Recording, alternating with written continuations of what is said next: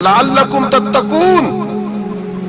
रोजादार तो वो है कि रोजा रखा हुआ है, खाने भी से रुका है, पीने से भी रुका है, अमले ज़ौजिय्या से भी रुका है, फिर वो झूठ से भी रुके, गीबत से भी रुके, बदनिगाही से भी रुके, हराम खारी से भी रुके सारी चीजों से। ये बतलाइए कि रोजे की हालत में अपनी बीवी के पास जाना मना है तो गैर महरम को देखना जायज है?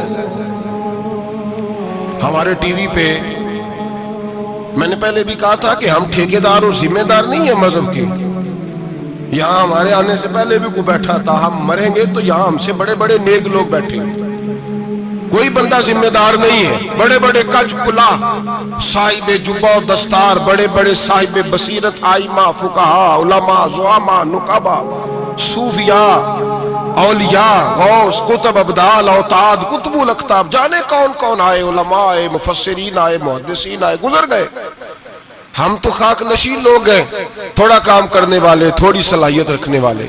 लेकिन भाई अगर करते हैं तो एक काम करते हैं, साथ दूसरा नहीं करते। ये किस तरह का दीन सिखाने लोग निकले कि शव्वाल से लेकर शाबान तक गाना सुनाया जाएगा, शाबान से लेकर शव्वाल तक नाच गाना किया जाएगा, शव्वाल से लेकर शाबान तक धमा चौकड़ी होगी, रमजान आएगा तो हदीसें सुनाई जाएंगी, रमजान आएगा तो लोगों को कुरान पढ़ के सुनाया जाएगा।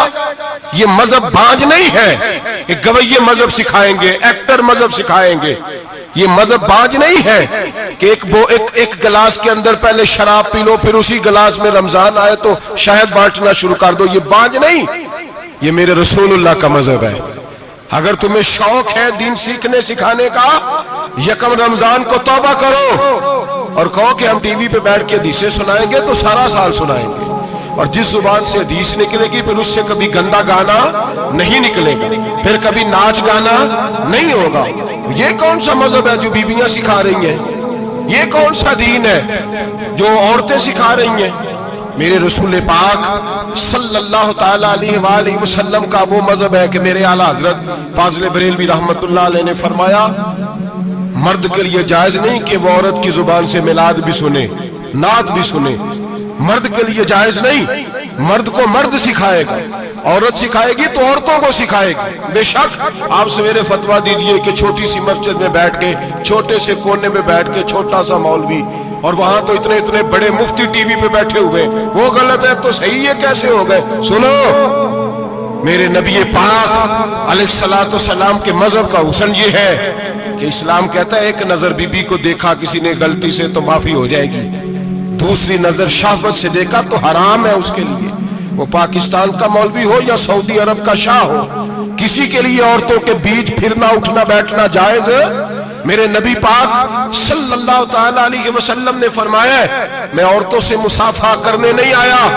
और मेरे नबी पाक सल्लल्लाहु अलैहि वसल्लम ने फरमाया, हुजूर फरमाते लेकिन ना कुत्ता बिल्कुल नापाक नहीं होता, कुत्ते का थूक नापाक होता है, या कुत्ता गीला हो जाए तो नापाक होता है, लेकिन खिंजीर सारा नापाक होता है, कुल नापाक है खिंजीर।